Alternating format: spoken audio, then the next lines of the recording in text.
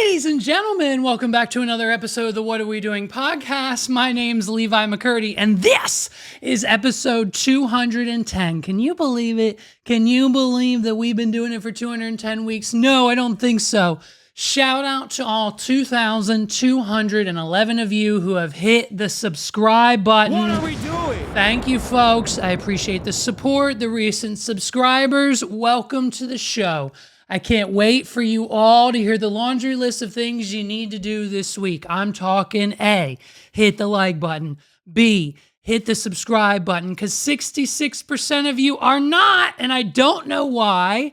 C, hit the bell notification button. D, watch this episode on the YouTube app on your phone, swipe left on the comments, and hit the hype button. Stick with me. We need to promote the app. What are we doing? You know what I mean? It's time. We need to support one another. Hit like on mine and hit like on yours. It's how it works. I always return the favor. Hit like, hit subscribe, hit the bell notification, hit the hype button if it's available for you at this time. Listen, it's another week. Another dollar, another thing going on in this country. McDonald's monopoly is back, okay? And listen, in our household, we take it kind of seriously, considering the fact that chicken nuggets from one of 5 locations within a 10-mile radius of the house is the only thing that my son will eat, aside from a peanut butter sandwich every day for lunch. We are constant visitors of the McDonald's in this household. Megs and I obviously aren't fat slobs, so we don't really eat it all that often. Every once in a while, we'll indulge in a double cheeseburger, if you know what I mean. Don't we all? But at the end of the day, it's mainly for the boy, because it's the one thing on this planet that he'll actually eat. He's a little autist. What are we doing? You know what I mean? And so Monopoly's back, so naturally we get excited. I'm like, Megs, I'll be the designated peacekeeper. I'll put in all the codes. I'll keep track of how many prizes we're about to win. And the issue that we're already having is, I think we're like, what, a week in? We're like a week to a week and a half into this year's McDonald's Monopoly promotion. And people have already, I'm pretty sure, won like the major prizes. Someone's already won the Bodega RV, whatever they call it. Someone, I think, has already won the $1 million prize. Like, some of the big boy prizes were gone like 4 days in. What are we doing? And I don't know, it sounds a little scammy to me. I don't know, maybe there's more people. Obviously, there's more people who eat more McDonald's and know how to play the game better than I do. But at the end of the day, you know what I mean? It kind of sucks, because here's the issue. Much like everybody else, our household is one away from winning the entire planet. What are we doing? We're one away from winning a trip to NASA. We're one away from winning a trip to Universal Orlando Studios. We're, I think, 2 away from winning a Jeep. I'm definitely 1 away from winning a brand new TV. That's all I want. All I want out of the McDonald's Monopoly game this time around is just a brand new 70-inch TV. I don't want to have to pay $3,000 for it. Just give me the TV. I need one more piece. I'm 1 piece away from the turntable, Audio-Technica, whatever it is. And at the end of the day, our app has at least 20 different free food offers. What are we doing? Now, we're not going to use pretty much any of those, but at the end of the day, that's essentially what this whole operation is via McDonald's. Every other ticket you put into the app that has to do with any type of winning of a prize, 90% of the time, you're winning free food, so you continuously come back to McDonald's. And so if you want to know, this is how you do it. You get the least amount of dollars spent for the most tickets. You get 1 ticket per like large drink, 1 ticket per large fry, and 1 ticket for like, I think, a Big Mac and a few other items on the menu. Okay. And so the easiest way to get 2 tickets is you go in the morning, you get $1 large iced coffee with a large ice water to go with it. That's an automatic 2 tickets for like $1. What are we doing? And so the other way to win, here's the thing. What most people didn't know, I've discovered, is that it's illegal for McDonald's to run this entire monopoly promotion without there being a free way to enter. If it's only pay to play, then it's considered gambling, and McDonald's doesn't have a gambling license in the United States of America. And so at the end of the day, there has to be a free way to play. So if you go to www.A as in Apple, M as in McCurdy, O as in Ollivander, and E as in Elephant, AMOE.play at McD, play, P-L-A-Y, at ATMCD.com. It'll be on the screen and in the description down below. If you go to www.amoe.play@mcd.com, you put in your email, you just make sure you're not a robot, hit the CAPTCHA, and they'll send you up to 10 free codes a day. What are we doing? You don't have to buy anything from McDonald's to play Monopoly. Go to the website, put in your email, put in your name, hit submit, and they'll, within like a few hours, they'll send you free codes to plug into the app to get Monopoly pieces, free food pieces, bonus plays. I mean, they have to offer you, it'll be scammy / illegal for them not to. You can get free plays for Monopoly at McDonald's like right now. So before it's over, at least do that. Get yourself a free snack wrap. What are we doing? You know what I mean? So 10 free pieces a day, you put them in the app, you get some free food, or be like me and you'll be, psychotically in this weird space where you just need one more. You just need one more piece. Just get me an extra drink. Just get me an extra large sweet tea to go, because that's just one more piece. I just need one more to win the experience. What are we doing? But who can forget the HBO doc? If you haven't seen the McDonald's Monopoly HBO doc, get yourself an HBO Max or HBO Now or whatever they're calling themselves this week. Get a subscription to HBO. It's only like $10, I think, because a new Game of Thrones show is coming up. And you can also watch the McDonald's Monopoly documentary they did on it. Basically, back in the day, the person who was supposed to securely handcuff Link to the briefcase with the $1 million winning piece at Monopoly, like secretly went into the bathroom at the airport lounge, uncuffed himself with a toothpick, took out the winning piece, replaced it with a non-winning piece, a fake winning piece, and sold all of the winning pieces, a house, a jet ski, $1 million, a new car, whatever the things were back then, to his family members. And basically this guy's whole family won the Monopoly game back in the day because a little buddy stole the pieces. What are we doing? It's a great documentary. It's kind of a little thriller-ish, and then like just seeing it all come together with the investigation and McDonald's being involved in like the briefcase in the airport and how he did it and like what inevitably happened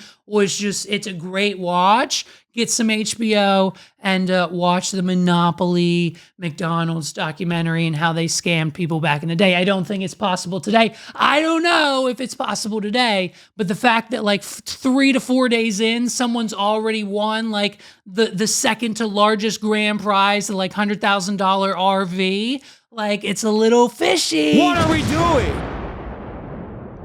And so besides that, we only have one problem in America. We only have one problem in America today, and that is, by God, the news that has just been sweeping the nation this week. Now, folks, I know the topic's a little bit sensitive depending on where you reside in the country, but the news is the news and we have to report on it here at the What Are We Doing studios, okay? So if you want to fast forward through this segment, I completely understand, because the topic at hand is something that I don't think a lot of people are going to be able to handle. But basically, this is the news. This is what's viral. This is what's happening now. Nothing else is going on in the United States of America except for this. Butter and jelly sandwich similarities would have Trader Joe's in a jam. This morning, Smucker's, maker of the popular Uncrustables, is suing Trader Joe's, accusing the grocery chain of selling an obvious copycat. A lawsuit says Trader Joe's crustless peanut buttered strawberry jam sandwiches infringe on the Uncrustables Looks a lot trademark like an round Uncrustable. shape and crimped edges. The lawsuit also says the picture on the box showing a bite taken out of a sandwich is looks too just similar like to the Trader Uncrustables Joe's box. Yep. Smucker says it has no issue with selling with others selling prepackaged frozen thaw and eat crustless sandwiches, but cannot allow Trader Joe's to mimic design and packaging that make and Uncrustables a nearly billion-dollar brand. That's right. This lawsuit seeks damages, a share of Trader Joe's profits, and a court order to stop Trader Joe's from selling its version. Wow. Smucker says it's out to stop the spread of consumer confusion caused by imitation. Right. People will get Now, confused. Trader Joe's did not return People our request for will comment, get confused. But you can see we have both sandwiches I mean, here. clearly you can't even tell which is which. Sure, Go ahead. yeah. Which is which? Absolutely. You tell Hands me. down. You can't tell. Very similar. I like what you did with in a jam. Yeah, So- I That was noticed nice, that. Aaron. Well, now Run it you gotta back. decide, Rebecca. Smucker's. These people are either crusty sticklers or appropriately biting in their criticism of Trader Joe's. Enough with You the did it all. puns. What Good do you morning, think? America. You did it all with that voice. So, I mean, this is what's going What on. are we doing? This is what we need to talk about because at the end of the day, Trader Joe's can't keep getting away with this. I mean, for those of you who don't know and don't have the absolute American right of a privilege to shop at Trader Joe's, I feel sorry for you, but let me explain. Most of Trader Joe's products are what we call private label. They go to other food manufacturers and they say, hey, we like that. We want to sell it in our store, except here's the thing. We're not really down with your brand and your name and what it represents and really anything going on with your packaging, because to be honest with you, it's kind of ugly. It looked like an intern designed it. We have a better design and a better name for your product all around. Let us private label these products. We'll sell them in the store, give you a percentage, et cetera, et cetera. Most of Trader Joe's products are private label, white label products that they either get repackaged from other companies or have those other same companies make just a special tweaked variation of that product for Trader Joe's specifically. And so now at this point in time, Trader Joe's has found themselves in a bit of a jam. What are we doing? And so with this, Smucker's is claiming that it's too similar. They don't like it. They didn't approve it. They didn't partner with Smucker's to get this product clearly, or they wouldn't be suing them. And at the end of the day, we cannot and will not stand for any type of brand confusion in this great nation of the United States. If I have to question, wait a minute, is that Uncrustables the Smuckers? Then we have a problem. What are we doing? You know it's a major problem in this country if you have to question the brand or label or manufacturer of said Uncrustable sandwich that you are about to partake in. Either way, at the end of the day, it's a big deal. So, you know what I mean? We shop at Trader Joe's. I personally don't buy my, Uncrustable sandwiches at Trader Joe's. I didn't know they sold Uncrustable sandwiches at Trader Joe's, but now I kind of want to go try them. I don't think they're going to be as good. I mean, the Uncrustable brand's undefeatable. If you know anything about being an American, everyone knows, whether it's from elementary school or adult life or your lunch that you had yesterday, an Uncrustable, I mean, it's a staple. I think I got some in the freezer right now. You always have a backup of Uncrustables in the freezer just in case, you're just a little hungry for a little snacky poo. What are we doing? I'm pretty sure the NFL orders like $3 billion worth of Uncrustables for all their football players every year. Donald Trump has an entire freezer in the White House dedicated to Uncrustables. So if any of those people were to get confused, I mean, could you imagine if the people at the NFL were to get confused and accidentally ordered 3 billion Trader Joe's Uncrustable sandwiches instead of the name brand Smucker's ones that they've been buying for the last, I don't know, however many years, well, their stock would go down. They'd lose that order. They wouldn't know what to do because they couldn't cover their losses for that year. And it would probably be detrimental to the bottom line of the Smucker's brand. So to not cause any of that confusion, we have got to file a lawsuit because that's what we do in the United States of America. What are we doing? And that's what we're reporting on. That's the only news we have. That's the only news I could come up with. Those are the only stories that we have for this episode of the podcast. You know what I mean? There's nothing else we can do about it. That's it. I've looked high and low. The only thing anyone is ever talking about in this last 7 days is the fact that Smucker's, the main brand daddy of them all for frozen, uncrustable, frozen peanut butter and jelly sandwiches, is suing Trader Joe's. And those are your headlines for the week. Thank you. What are we doing? I'm just kidding. The government's been shut down and there's no end in sight. And here's my opinion. Let's just keep it shut down. It's already shut down at this point. There's no end in sight. There's no end game. They're not going to agree on it. We might as well keep it shut down. Has your life changed in the last, 17 days? What day are we on? 17, 18? In the last 18 days, has your life been affected? Has your bottom line changed? What's going on with you? Same old shit. You didn't even know the government was shut down. I mean, besides the fact that 5,000 people have already lost their jobs, no one's receiving a paycheck at this point. TSA is essentially either working for free or just non-existent at most airports, and the special education departments within the federal government are shut down, and other government-run programs are all shut down, and people don't have access to them, like helplines or calling in or funding or whatever else. But I mean, at the end of the day, does it really affect you? What are we doing? Think about it. And so, but here's what happens. When we get into week 2 of the government shutdown, we have got none other than Hottie McHotterson, Emily Wilkins from CNBC explaining exactly what happens going into week 2 of the shutdown. I would have just told you myself, but I'd much rather watch Emily say it instead. You know what I mean? Start to enter week 2 of the federal government shutdown. Here are 5 ways that the shutdown is showing up in the lives of everyday Americans.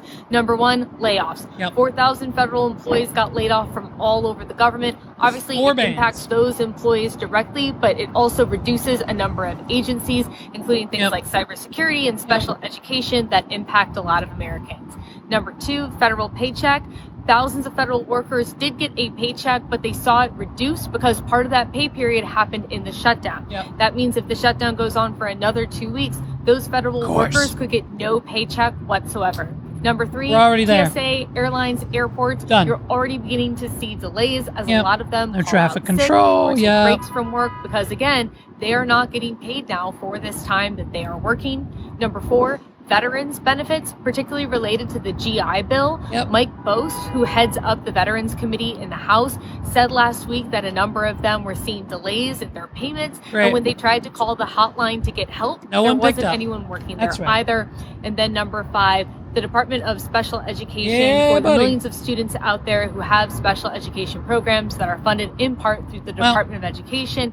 They're now reporting out there that that agency has been gutted, not just with the shutdown, but also with layoffs. Well, that's essentially what I said. What are we doing? This is basically what I said, and she just repeated it. It's fine. We're all on the same page now. So thank you to Hottie McHotterson, Miss Emily, reporter from CNBC.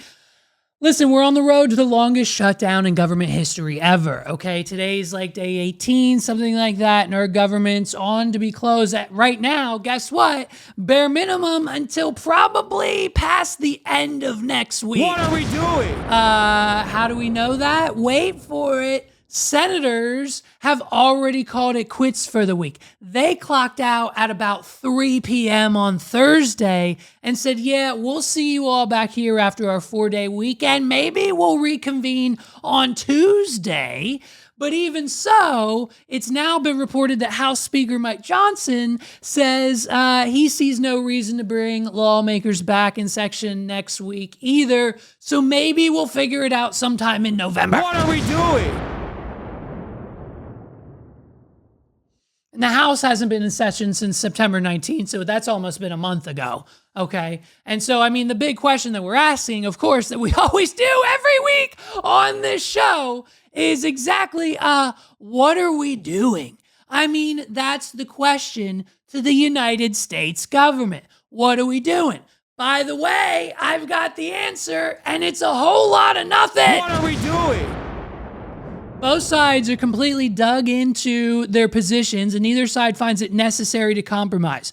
We've voted 10 times now, and it's failed 10 times now. Has something to do with healthcare, the big beautiful bill, they're vetoing, they're not, they don't like it, it's whatever. The Democrats and Republicans aren't getting along, okay? It's something along those lines. And basically, for the 10th time in a row now, the vote has just come straight down the middle, and we haven't moved on, and we won't reopen, and the government's still shut down, right? But we got to figure it out, right? Yes or yes? Well, apparently it's not that simple, okay? And like, hey man, it's been the 10th time. The definition of insanity is doing the same thing over and over again, expecting different results. And clearly, this path is insanity and it's not working. What are we doing? I mean, and even if, listen to this, even if the Senate does come up with some kind of different plan to reopen the government and by some miracle it passes, the House isn't even in session to vote on it. And so we can't really end the shutdown situation altogether. Here's the facts. The fact of the matter is we must have at least 60 votes in the Senate to pass these kinds of bills to keep the government open and functioning. That's no secret. Everyone knows it. That's how it's been for a while. That's how it's been back then. That's how it is now, right? It's also a fact that, yes, Republicans do have the majority in the House and the Senate, and the president is a Republican, of course. Everyone knows that. But Republicans don't have 60 Republican senators. They only have 53, and that means, by definition, Republicans must compromise with Democrats on bills like this if they want to get anything done. And Lord knows, as we can tell for the last 2 weeks, and as history will show us, that is kind of a difficult task to accomplish when it comes to a bunch of old men who have billions of dollars in stake and they pass bills only to benefit themselves and their friends and anyone else they're on the board of advisors with. What are we doing? And so if you take it one step further, you have to understand that it's not just a Senate problem. If the House Republicans want to get anything done legislatively, they have to make sure that the bill that they pass, like the one to keep the government open, also gets those 60 Senate votes. This past week, like I said, Speaker Mike Johnson said he believes the shutdown is going to surpass the longest government shutdown that we've ever seen, which, as we've reported in the past, started at the end of 2018 and lasted into 2019. This was when Donald Trump wanted money for his border wall. What are we doing? And as you can imagine, the shutdown was a fight over that funding. And in the end, Trump wanted billions and billions and billions of dollars for it, and he got nothing. And so the fight was for nothing, and the government was shut down for 35 days. What are we doing? And now people are predicting that like this shutdown is going to take us into 2026 and be like the longest ever. And they don't see a resolution when it comes to all of the hootenanny stuff going on. So, that's fun. And what else is fun is that amongst all of these government and federal employment layoffs, that now just adds to the bottom line of people who are jobless, not making money in this country, and soon will need to access things like, food banks, pantries, government assistance. Like, they're not going to be able to afford, they can't afford their rent while they're working, Mr. President. How do you expect them to afford their rent when they're not getting a paycheck either? What are we doing? Let alone groceries through the roof, let alone gas, let alone cost of living, let alone if you want to buy a house in 2025, let alone 2026, you got to have at least a 7% interest rate. You're paying $100,000 to $150,000 more than you would have maybe, say 3 to 4 years ago. And at the same time, you're struggling to make ends meet, let alone the rest of your bills, utilities, subscription, internet, cell phone, and anything else you got to pay for in 2025. What are we doing? And so now the food banks that should be open for the homeless and people that need it, who have needed it for quite some time now, are setting up specialized, subsidized programs for federal workers who are no longer receiving a paycheck. It's to the point now, listen to what I'm saying to you, We are at the point in this country of October 17th, 2025, that we are setting up special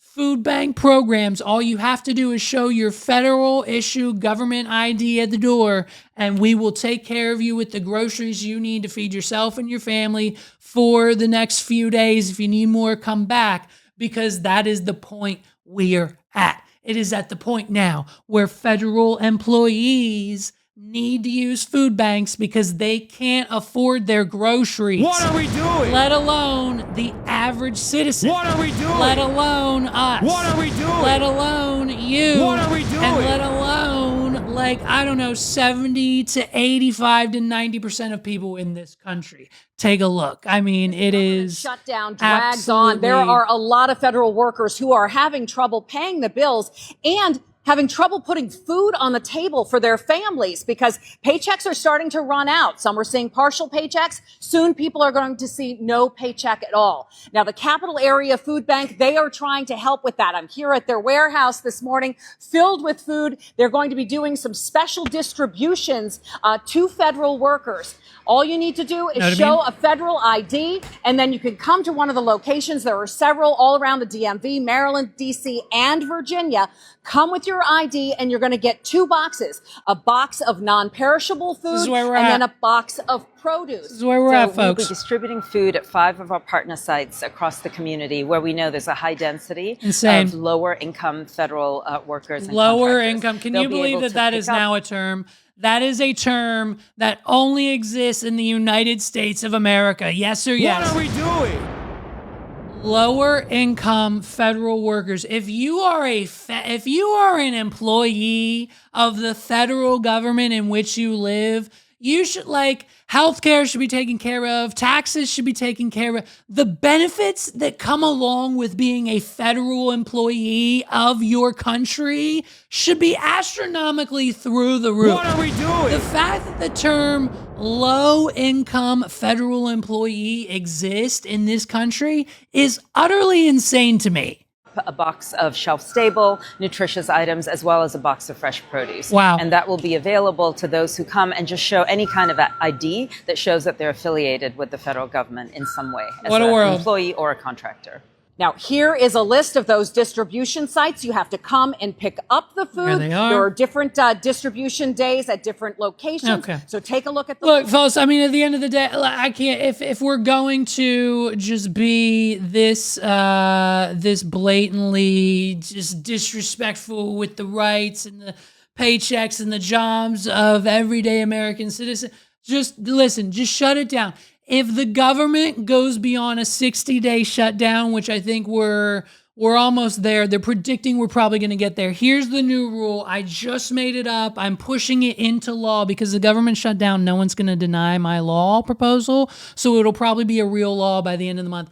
If the government of the United States exceeds more than 59 days shutdown, meaning it's a 60-day plus shutdown, we as the American people should have the right to not only turn the White House into a spirit Halloween, but we should also turn the state capitol into, I don't know, maybe the Washington family diner that serves breakfast and brunch. What are we doing?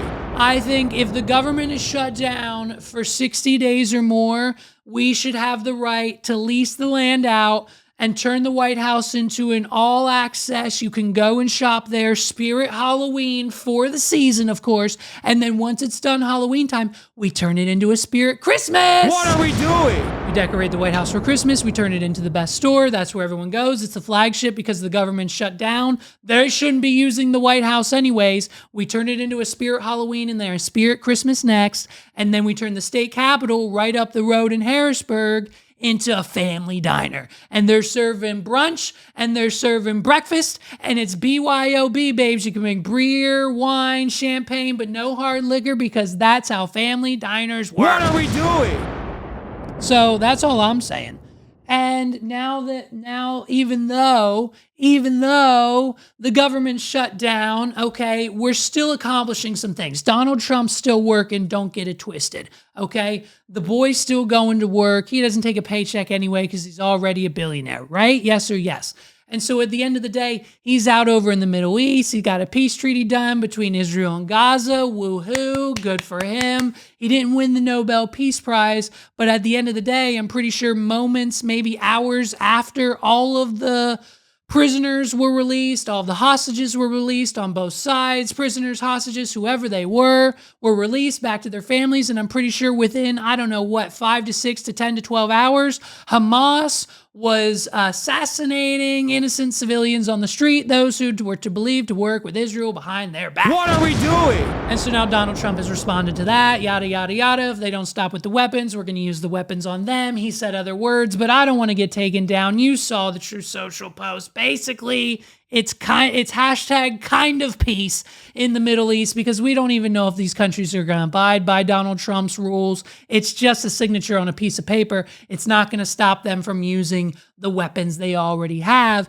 And part of that agreement was for Hamas to de-weaponize itself. And guess what? As of today, they haven't given up any weapons. What are we doing? So now that we've got, quote, almost peace in the Middle East, why not just piss off the American people a little bit more and send $20 billion of taxpayer dollars to a failed financial system over in Argentina? Yes or yes? What are we doing?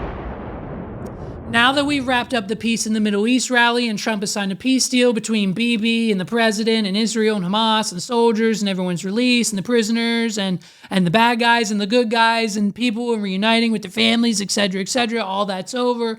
Donald Trump has decided that why not make one more grand old move to top off the week, and that has to do with him directly exchanging $20 billion of the money within the Federal Reserve of the United States, aka our tax dollars, to a dying economic country called Argentina. What are we doing? The country of Argentina, as Donald Trump states, is a beautiful place. Of course, I mean, who doesn't want to visit Argentina when they have some vacation days coming up at work? You know what I mean? But at the end of it, their economy has been failing. It's been failing for years. It's been failing for years after that. They've been bailed out by that company. They've been bailed out by that country. They've been bailed out by this organization. The country of Argentina has been bailed out so many times over the last 10 years. Nothing seems to work because their dollar keeps failing, their economy keeps crashing, and basically in about like a few months' time,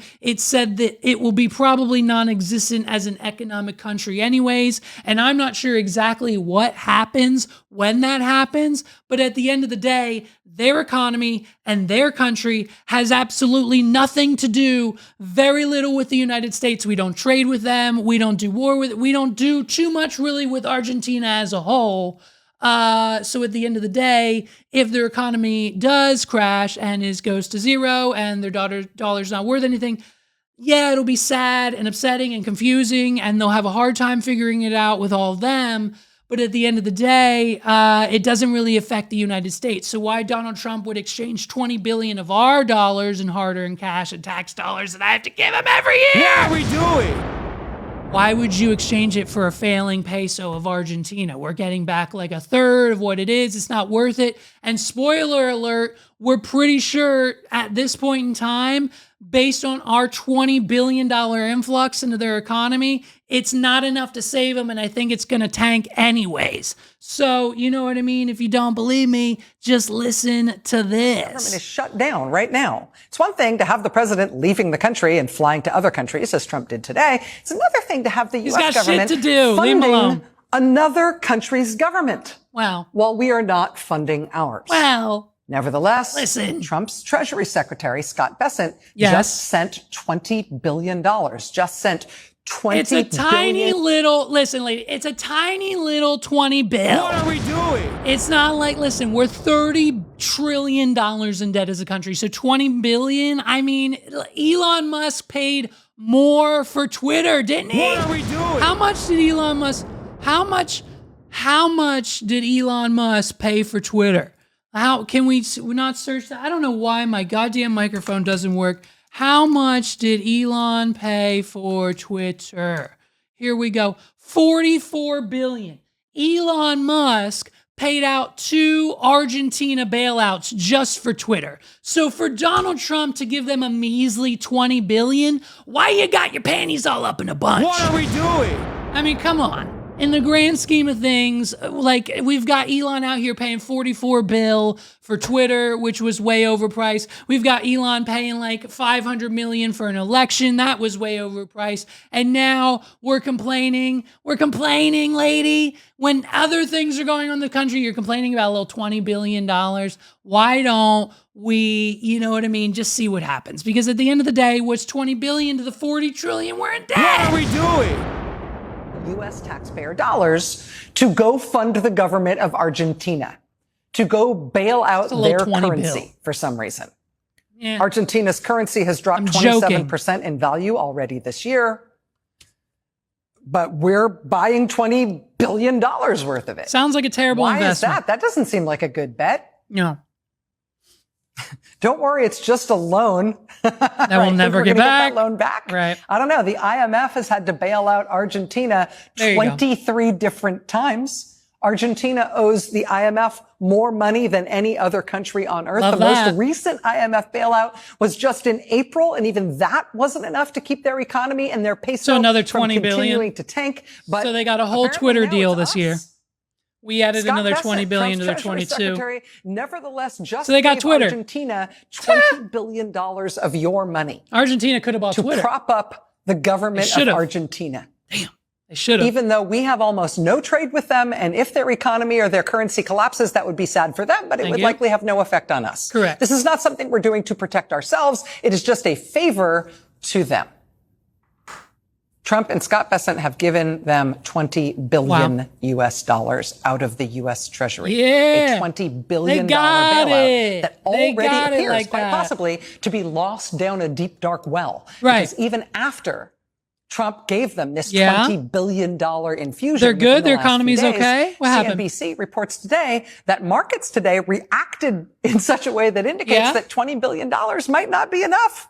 Argentina might tank anyway. And that presumably best case means that we'll never get our $20 billion back. Worst case, it means they're going to keep giving them even more money. Listen, that we'll never get back. That just means, I think, honestly, if you're going to listen to anybody, I'm pretty sure because we just gave Argentina a $20 billion loan and then they default on it and can't pay it back, we repo the country. We own Argentina. What are we doing? Donald Trump, I swear, I'm pretty sure what just happened is Donald Trump spent $20 billion of American taxpayers' dollars on a country that he'll inevitably own, because once their economy crashes, he'll just flood the market with Trump dollars, which essentially don't equate to anything anyways. But as soon as he's done building a resort on the entire fucking country of Argentina, why not make it a territory of the United States? Trump Tower, resort. It's a beta test for Gaza. Let's make that happen. Why not? Because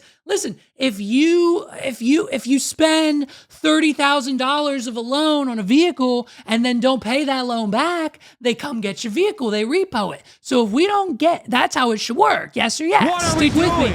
If we don't get that money back, we should repo Argentina and just own it. We should ship all of their residents, I don't know, somewhere else. Where should we send all of their residents to, like a country we're friendly with, like Israel or the Ukraine or whoever's war we're funding, proxy servers on the East Coast, that week. Send them over there, and then Donald Trump can just come in and kind of like make a brand new golf course and a resort for just him and his friends in the country / new territory of the United States that will inevitably change the name of Argentina. We'll call it Trumpantina. What are we doing? Trumpatina. Trump of golf, the Gulf of Trump, the Trump. I don't know what will change the name of the country to, but now that we essentially are on our way, it's another chess move by Zaddy Trumpets. If anything, it directly confirms that Zaddy Trumpets is the best chess player that this country's ever seen, because why not preemptively for only $20 billion?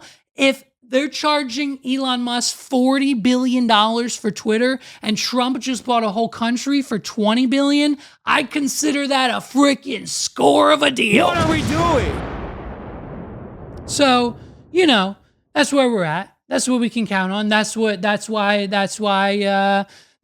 here. That's what we're doing, and that's where we're at. $20 billion is it's on its way to Argentina, and so that's where we're at. So, and then at the end of the day, the icing on the cake, to finish off the week, Donald Trump has one last major announcement for all of his investors in his $250 million ballroom, as he has brought up numerous times, more times than we have, but as many times as we brought it up and as he's brought it up, as I'm sure you're aware, Donald Trump himself, with the help from his best friends and investors, are building a $250 $250 million memorial ballroom attached to the back end of the White House so that he can claim it forever, and that for every president ever to come within the United States ever again can always remember that Donald Trump put this ballroom here. Now, the next project, now that we've already got the ballroom funded,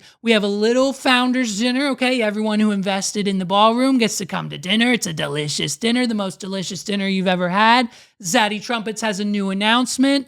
All of the creme, it's the Arc of the Trump. What are we doing? Major breaking news, it's the Arc of the Trump.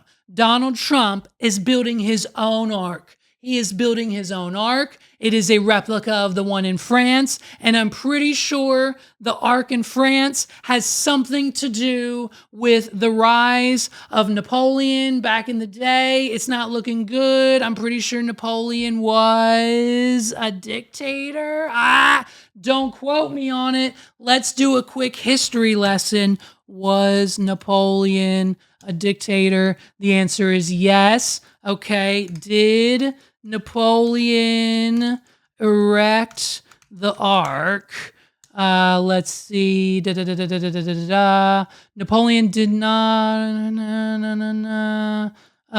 Who's responsible for the ark in Paris?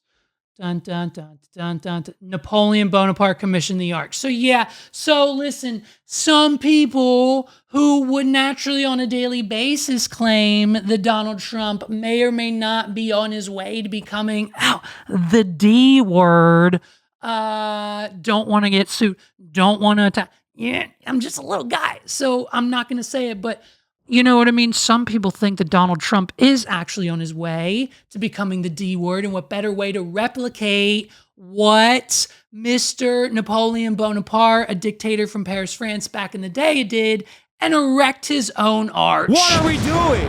And so, you know what I mean? He's got some models made up. He's got some things ready to go, and it's really going to be quite a beautiful structure. It's going to be really beautiful. I think it's going to be fantastic. There's a rendering of what it will look like. You have three sizes. That would be the largest one. This is just a model of what it would look like in either of the three, any of the three sizes, which is right here. I don't know if you can see it. You know what I mean? It's sort of, it's Lady Liberty. Looks just like the one in Paris, France. What are we doing? Liberty. Just like the one Napoleon put up. What are we doing? So the sizes would be very different. Small, medium, and large, right? Yeah. Small, medium, and large. That's hilarious. And whichever one, they look good. Oh my God! Whoever is closing that curtain will be fired after this entire thing. They closed the curtain while he was speaking. How dare they? What are we doing? Oh, they'll be fired instantaneously. He'll find out the exact person who closed that curtain while he was speaking, and that whole annoyance of a sound was right behind him. How dare they do that while he was speaking at his own fundraising dinner? So he's getting his friends to pay for that too, and hopefully we'll have a Napoleon mirrored arc in the United States coming soon. What are we doing? And so if the government isn't bad enough, it doesn't help that like all of our food is essentially the same, okay? We found this little mini documentary on YouTube. It's only 11 minutes long. Basically, and the grand scheme of things, at the end of the day, the message is that basically all of our food is essentially poison, and the food that's not, like the top 25% of food that's not actually poison in this country is at like Erewhon and like places that like the average citizen of the United States, like me and you, can't really afford to shop at, so we're stuck with the processed shit from Giant and Wise. What are we doing? And so for the average family, the healthy, unpoisoned food is just inobtainable for the average human citizen. It's processed, it's McDonald's, it's bleached flour, it's disgusting bread, it makes you sick. We all have gluten tolerance now because they're poisoning the red dye 40. Thank God we're getting rid of it soon, but it's basically here to stay for the next couple of years. What are we doing? And so it's this documentary. It's on YouTube. It's 11 minutes, 12 minutes long. It's called I Tracked Down the Company Ruining Restaurants. And essentially it follows this filmmaker, the host of the doc, and a couple of his friends as they essentially discover what Sysco is. And for those of you who don't know, Sysco is the top 99 percentile, the number one food manufacturer and distributor that every restaurant in America goes to. If you've eaten at any fast food chain or Applebee's, Ruby Tuesdays, Texas Roadhouse, any chain in America, you name it, you know what I mean? Chili's, the Chili's mozzarella sticks come straight from Sysco. What are we doing? There's only one other place that places like Chili's and Applebee's and Sheetz and Buffalo Wild Wings and all of the restaurants that are on the Carlisle Pike and whatever town you live in, Hanover, the Strip, Sonic, all of the fast food or casual fast food dining places, all order from Sysco. And essentially what has happened is that over the years, Sysco has bought up all of their competition. Back when we were in high school, 10, 15 years ago, we were running our little industrial kitchen in the culinary arts program, and we were placing orders to Sysco every week. We needed 50 pounds of flour. We need 50 pounds of bread flour. We need 50 pounds of this, 50 pounds of that, 50-pound bags of this and this and that, because we were providing rolls and treats and brownies and Rice Krispies and anything that we could make in the kitchen as a lesson that day to then further sell into the cafeteria so money keeps flowing into schools so we can also learn economics along the way and how to run a proper bake shop inevitably once we get out of school. Did anyone from the class here, therefore, and or after actually go into a bakery or restaurant job? Yeah, at the restaurants we're talking about. Buffalo Wild Wings, Applebee's, line cook somewhere at a diner, or just basically not really running any operation that is a legit bakery other than Panera Bread. What are we doing? We're making the rolls of Texas Roadhouse. Wherever you did your mock, follow along day when you had to go to an actual business and work for a day in high school. Yeah, you know what I mean? So we follow Sysco, and they've been around forever, and they've been buying up mom and pop shops, little distributors here and there. So now essentially Sysco owns about 90 to 95% of the entire food distribution market. So that's why when you go to basically any restaurant now, especially those who pretty much have a deep fryer in the back, you are going to receive the same exact food no matter where you go at any point in time. Case in point, we've got two of the same offenders when it comes to this exact situation, and that is the mozzarella sticks. Right now on the market, you can go to any fast food, casual, Buffalo Wild Wings, Chili's, Applebee's, whatever's in your hometown, you know who I'm talking about, and you can get one of two mozzarella sticks. They are either now in a rectangle pull apart style situation. Some businesses toss them in sauce, some of them don't, but a rectangle style mozzarella stick, at least 3 or 4 franchises have them now, or they are now coming, we are done with the standard mozzarella stick. They're now coming in curly Q, squirrely, curly, piggly tails. What are we doing? I think Texas Roadhouse has them. I think Buffalo Wild Wings has them. There are multiple establishments now. If they don't have the rectangle shaped mozzarella sticks, they have the squirrely, curly, finger shaped ones that are disgusting. I think Red Robin, maybe Olive Garden. I don't know. But at the end of the day, every single deep fried pickle, every single mozzarella stick, every single fried appetizer that you get in America today, let alone 75% of the rest of the menu, is all coming from the same manufacturer. What are we doing? And it's just a situation where it has now become extremely difficult for people like mom and pop shops to operate, restaurants that fall outside of the chain restaurant situation, mom and pop restaurants, or just anything else that isn't controlled by corpo.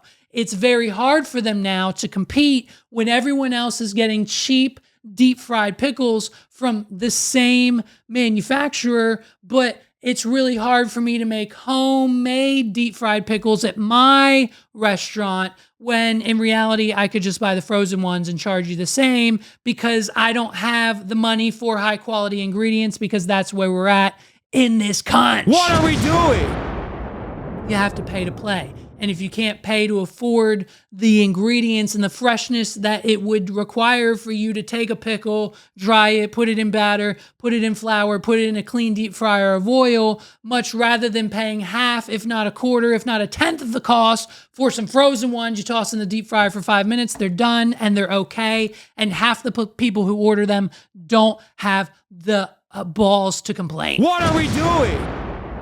And so, you know what I mean? It's like, that's why we have seen the family dinerification of the average town in central Pennsylvania. Now, I'm sure the same goes for like York and Lancaster, whatever. I know Lancaster is a little bit more country. I know they have a little bit more farm to table out in Lancaster, but same rules apply. I mean, just right here in like the Harrisburg, Camp Hill, Mechanicsburg area, anything that fails along the lines of a restaurant and or any other business here within a 10-mile radius automatically becomes a family diner. What are we doing?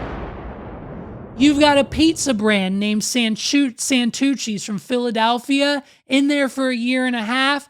They're out. It's now a family diner. What are we doing? You got a Chinese restaurant 5 minutes down the road from that. Failed 3 times as a Chinese restaurant. It's now Trindle Family Diner. What are we doing? Applebee's Carlisle Pike is now Hampton Family Diner. What are we doing? Friendly's is now like Turning Point, a fancy breakfast and brunch diner. Okay, the hookah bar down the street, they failed too. So now they're a family diner. What are we doing? And so it is just essentially apparently a business model that works because eggs are cheap when you're at a diner level because naturally that's all they can sell. When you become a family diner, you sell pancakes, eggs, and potatoes, and that's essentially it. You get the cheapest white bread for toast, you put the jelly and the butter on the table, the bill should be no more than $7.95, and you barely make ends meet because you're paying the line cooks under the table anyway, so avoid the payroll taxes. What are we doing? By the way,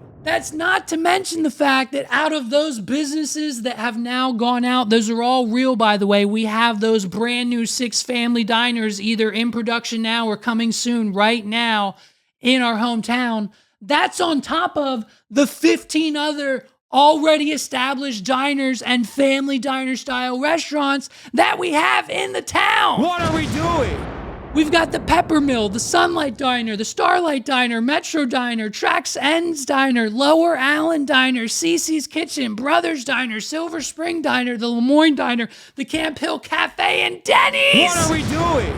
I mean, if they put one more family diner in the town that I live in, I swear to God, I may or may not drive one, if not both of the vehicles that I own into the establishment. What are we doing? I can't take it anymore. If it's not a new family diner, it's a brand new Sheetz gas station. I know I complained about Wawa last week and I was putting Sheetz up on a pedestal, but they didn't send me a Halloween costume. They sent me the same stupid shirt. They sent me the same last 3 giveaways I wanted. Sheetz, I've got 3 bright green t-shirts from Sheetz in my closet that I'll never wear. What are we doing?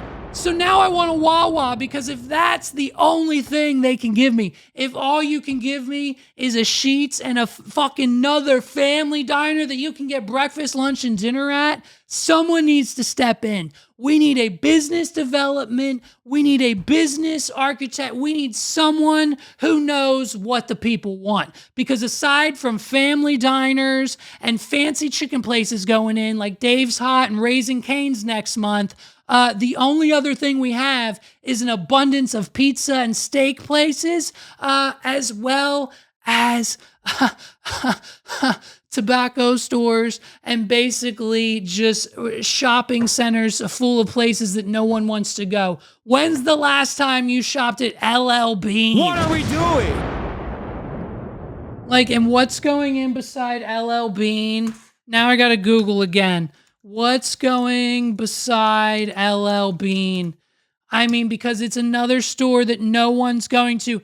J. Crew Factory. What are we doing? If you think that anyone who lives in a 15-mile radius, other than those who work at the hospital and live in the mansions up on the hill, and maybe Shane Gillis when he comes to visit his hometown, but other than that, the everyday residents of Camp Hill, Mechanicsburg, Harrisburg, and the towns, and Carlisle, and those alike in the area, we don't have enough money for rent and groceries and bills, let alone to spend any amount of extra money we might have at the end of every month on fucking J. Crew and LL Bean. Someone should have called me. Shut it down. What are we doing?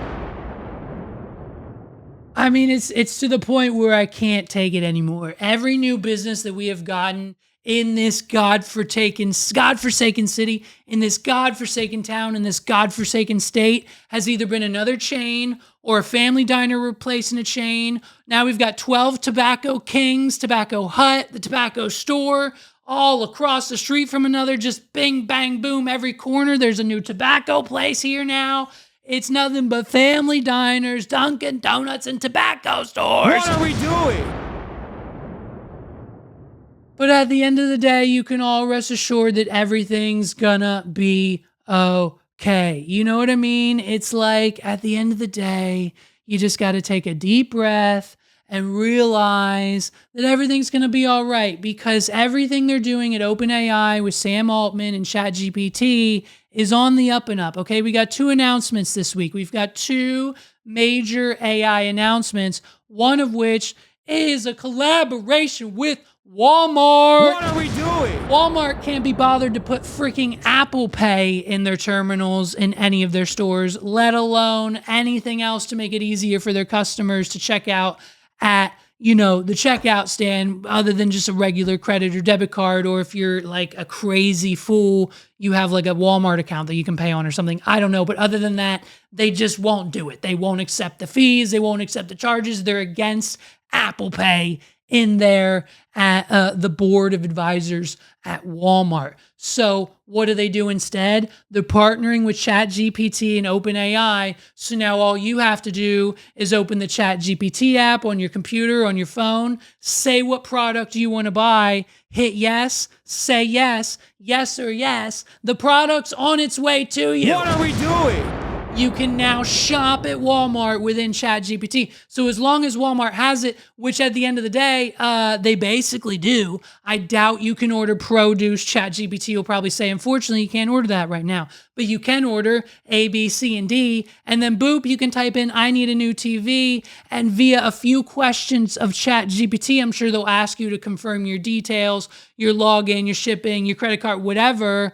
But at the end of the day, it's all through ChatGPT. So if you're using it anyway, why not just shop the futuristic way featuring ChatGPT and Walmart? I think, to be honest, up until this point in the company's history, OpenAI, ChatGPT, this is the stupidest thing they've ever fucking done. What are we doing? Why would anyone in their right mind want to use ChatGPT to buy anything off of Walmart.com? Let alone, I don't know, Amazon. I'm sure that'll follow suit. Maybe more Amazon than Walmart. But at the end of the day, I think maybe exactly 4 people will use this new feature, because I don't think Sam Altman and all of his friends are shopping at Walmart.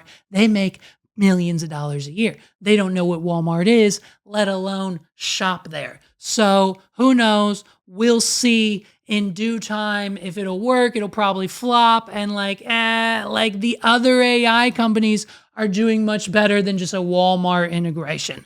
Okay. And the other thing that OpenAI announced this week that I think humanity definitely needs, especially the millennial men, the Gen Z. I mean, I'm talking, this is what we need AI for. We're getting intimacy, folks. What are we doing?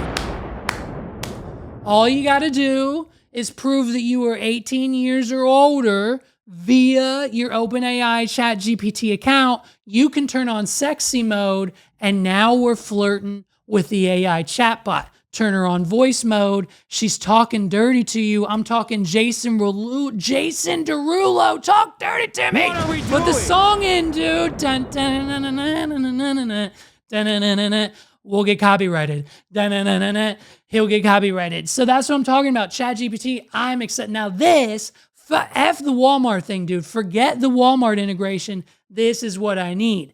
If there's one thing that I'm sure most marriages lack on this planet, not mine, Megs loves me, you know what I mean? We're happily married. What are we doing? But most men on this planet, even if they are married, are just sad and depressed deep, deep, deep down. And so they probably haven't had intercourse or any types of sexual relations with their wives within the last 365 days or more. So why not give them an intimate partner for free via ChatGPT? You might have to sign up for the pro plan, but it's only $20 anyways.